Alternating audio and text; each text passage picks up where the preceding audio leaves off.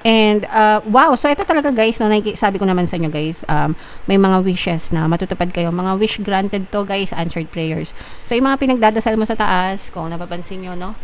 Ito yung mga pinagdadasal mo sa taas, ibubuhos ni universe yung mga kahilingan mo papunta dito sa lupa. So saluhin mo yan, no? Meron kang 9 cups para saluhin ito mga kapiksi. So ibig sabihin nito guys, maging handa kayo sa pagsalo nito mga biyaya nitong mga dasal na to guys, yung mga hinihiling nyo kasi granted talaga yung mga wish nyo guys, mga answered prayers ngayong buwan ng Setyembre. So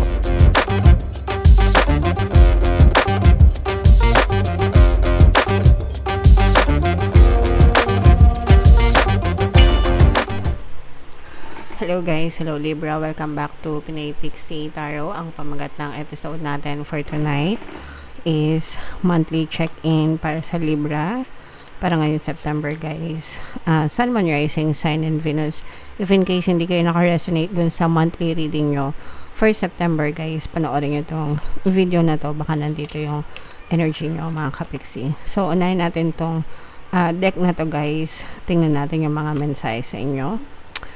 We have envy energy mga kapiksi. So either ikaw yung naiinggit sa ibang tao or ikaw yung kinaiinggitan ng ibang tao. Pero envy is one of the 7 deadly sins mga kapiksi. So kung kayo ang naiinggit sa ibang tao, iwasan nyo, no? Or tigilan nyo yung inggit na yon mga kapiksi. Imbis na mainggit kayo, gamitin nyo siya as inspiration para mag-improve yung inyong pamumuhay mga kapiksi. Kung kayo naman yung kinaiinggitan, syempre wala naman kayong magagawa doon, hindi nyo naman sila makokontrol, but at least serve as an inspiration naman sa ibang tao guys, no? So yan yung first message for you guys. Another message for you Libra, ito naman guilt, no? Konsensya mga kapiksi. Again, 2 ways. Kung kayo yung may mga nagawang hindi maganda sa ibang tao, kagaya ng mga corrupt na yung mga corrupt sa ating bansa, no? Sana naman makonsensya sila mga kapiksi. And kung kayo may nagawa din kayong hindi maganda, makonsensya din kayo guys and humingi kayo ng sincere apology, be accountable and be responsible for your actions. Kung kayo naman ang ginawa ng hindi maganda ng ibang tao sa inyo guys, ipagdasal nyo na makonsensya sila and humingi sila ng tawad at magbagong buhay na sila mga kapiksi. Okay? Yeah. And another message for you Libra, ito naman avoidance, ito yung pag-ilag, no? Kagaya ng ginagawa ng mga corrupt na officials. Deny ng deny, iniiwasan yung mga allegations sa kanila, no? Not taking accountability. So wag ganun mga kapiksi, no? If meron tayong mga kasalanan, pagkakamali, let's take accountability for our actions. Wag nating iwasan kasi nakakasakit tayo guys ng damdamin ng ibang tao. And if sa inyo mangyari yon, syempre ayaw nyo rin na masaktan kayo mga kapiksi. So wag nating iwasan yung mga issues, wag nating iwasan yung mga problema mga kapiksi. You have to face your fears, you have to address, no? I-address natin yung mga issues, yung mga problema guys, okay? Alright, so yan yung message para sa inyo Libra. Comment down below if naka-resonate kayo. Shuffle natin to guys, hanapin natin yung energy nyo. Habang sinashuffle ko to mga kapiksi, panoorin nyo muna yung video natin regarding sa ating paano mag-manifest ng abundance video course. Kapiksi, sawa ka na ba sa mga struggles at hirap sa buhay mo? Masipag ka ba at masikap sa buhay ngunit hindi ka pa rin umaasenso? Ilang beses ka na bang nag-attempt mag-negosyo at mag-invest pero palagi ka pa rin nalulugi? Sa pagkakataon na ito ay maaaring may subconscious beliefs ka na nagiging balakid sa iyong pag-unlad at pagyaman. Introducing, paano mag-manifest ng abundance video course.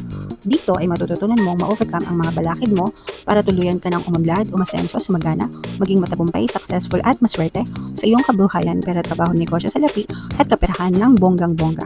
Dali, mag-send na ng email sa pinoypixie@gmail.com at simulan na ang iyong pagyaman ngayon. Alright, so sa lahat ng gusto mag-avail ng course guys, naka-flash sa screen nyo. Una, meron tayong paano mag-manifest ng abundance video course. Meron din tayong paano mawala ang third party at magkaroon ng harmonious na relationship. And meron din tayong paano pabalikin si ex revised breakup. Sa mga interesado guys, mag-send lang kayo ng email sa pinoypixietarot@gmail.com. So, Libra guys, kayo ay represent ng Queen of Swords. Kung ano na lang yung makaresonate sa inyo guys, take that message. Mga kapixie. So, unahin natin to. Ito yung energy nyo. Your current self, guys, no? Meron kayong nagbabagang passion sa puso nyo na gusto nyong simulan, no? Pwedeng hobby yan. Tapos gusto nyo siyang gawin. Let's say, for example, mahilig kayo mag-drawing or mahilig kayong magluto, no? Some passion na parang malakas yung calling sa inyo, mga kapixie, no? So, parang nandun yung focus ng attention nyo right now. Meron kayong mga gustong i-develop, may mga gusto kayong i-explore, ganyan. So, okay lang yan, mga kapixie. And, ayan, so, yung theme of the month natin, guys, parang hihingi kayo ng tulong sa ibang tao or pwedeng hihingi kayo ng tulong or ng, parang magre-research kayo sa mga tao na nakakaalam ng husto, no? So, let's say, for example, drawing, kunwari lang drawing. Parang may mga makikilala kayong tao na magaling mag-drawing, kung ano yung mga tools nila, kung ano yung mga tips nila, mga strategies, ganyan, mga advice na pwede nyo matutunan from them, mga kapixie.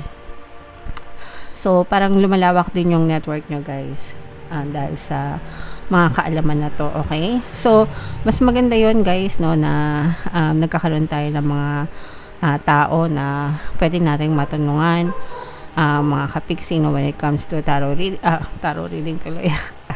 When it comes to our desires. Naalala ko kasi guys, no, nag-start pa lang ako mag-tarot reading, mayroon talaga akong mentor and super grateful ako dun sa mentor ko kasi ang dami kong natutunan sa kanya.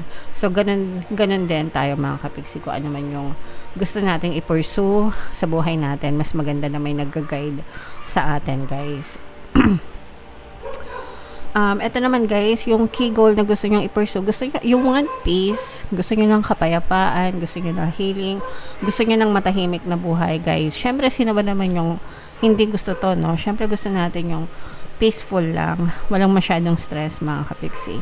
So, yun yung gusto nyong i-pursue, guys, ngayong month na to. And for some of you guys, kung meron din kayong mga health issues, no, parang gusto nyo rin i-address yung mga health issues nyo, pwedeng physically, pwedeng mentally, emotionally, no, anything na may kinalaman sa health, parang gusto nyo rin siyang ayusin, guys. And yung mga obstacle na kailangan nyo namang i-overcome, mga kapixie, is yung paulit-ulit, no. Yung paulit-ulit na positive, okay lang yon. Pero yung paulit-ulit na negative, mga kapixie, yun yung kailangan nyong i-overcome, guys. Kasi kapag paulit-ulit kayo sa negative na mga sitwasyon, sa mga negative na habits, mga ugali, syempre, expect nyo na negative din yung ma-experience nyo sa reality nyo. At saka yung mga masyadong addict, guys, sa screen time na wala naman kayong kinapupulutan, na masyadong aral or wala masyadong contribution sa buhay nyo, mga kapixie. Naintindihan ko, no, na at this age sa buhay natin, nasa digital age na kasi tayo, digital era. So, lahat ng tao halos may mga gadgets, cellphones, lahat na lang nag-scroll, wala nang ginawa sa buhay, mga kapixie. Syempre, partida sa amin yung mga content creator. Kami talaga yung makinabang sa mga kakascroll nyo, mga kapixie, no? But then again, you also have to, alam nyo yun, i-limit nyo rin, guys, para sa buhay nyo, na baka masyado na kayong tinamad kakatrabaho, no, kakascroll, mga kapixie. So, kailangan nyo ding limitahan yung screen time nyo, guys, okay? Wow! So, ito naman yung mga major accomplishment nyo, guys. Ito yung mga wishes coming true, no? So, may mga wish na matutupad kayo, guys. Ngayong buwan na to, may mga dasal, no, na didinggin, mga answered prayers ito, mga kapixie, na mga dasal, mga pinagpapanatan nyo, hinihiling nyo sa taas, guys. So, you will see movement, you will see evidence na dinidinig yung mga dasal mo. So, major accomplishment mo yan for this month. Yung kailangan nyong i-avoid mga kapiksi. Una, kailangan nyong i-avoid yung pagiging immature, isip bata. Pangalawa, yung padalos-dalos, no? Yung hindi na nag-iisip, padalos-dalos, tsaka yung pagiging mainitin ng ulo. So, lahat yung negative mga kapiksi. And iwasan nyo rin bumarkada sa mga ganong klase ng tao kasi ma-impluwensyahan kayo guys. Wala ding mangyayari sa buhay nyo. Manap kayo ng mga barkada na masisipag, mababait, positive kausap mga kapiksi. Para magaan din, no? Mag-impluwensyahan kayo sa isa't isa. Ito naman, i-embrace nyo yung pagiging mature, no? Pagiging responsable, pagiging marunong sa buhay, pagiging independent, mga kapiksi. Kasi kayo din yung makikinabang nito guys. And habang tumatanda tayo, kailangan may pinagkakatandaan tayo. So, kailangan din natin mag-mature guys. Okay? And, wow. So, ito talaga guys, no, sabi ko naman sa inyo guys, may mga wishes na matutupad kayo. Mga wish granted to guys, answered prayers. So, yung mga pinagdadasal mo sa taas, kung napapansin nyo, no? Ito yung mga pinagdadasal mo sa taas, ibubuhos ni universe yung mga kahilingan mo papunta dito sa lupa. So, saluhin mo yan, no? Meron kang 9 cups para saluhin ito mga kapiksi. So, ibig sabihin nito guys, maging handa kayo sa pagsalo nito mga biyaya nitong mga dasal na to guys, yung mga hinihiling nyo kasi granted talaga yung mga wish nyo guys, mga answered prayers ngayong buwan ng Setyembre. So, always be grateful mga kapiksi and always be ready. Okay? And ito naman, mga kapiksi, yung advice and encouragement sa inyo. Ito, parang reminder ito guys, no, na mag-ingat kayo sa paggastos, sa paglustay ng mga pera nyo. Maging kayo guys, no, maging vigilant, maging wais sa paggastos sa pera guys. Wag tayong check out ng check out. Kayo din ba guys, maraming nasa cart? Okay lang naman guys if you have more than enough money, pero sometimes kasi kahit nagkakanda utang-utang na, makabili lang. So, hindi ko alam sa inyo, basta matatanda na kayo guys, spend wisely mga kapiksi, hindi yung iiyak-iyak kayo pagdating ng panahon. Okay? Alright, so ito guys, i-mind nyo na itong mga wishes granted na to, mga answered prayers na to guys. Ito yung mga positive energies nyo. I-mind nyo na sa comment section and comment down below if naka-resonate kayo mga kapiksi.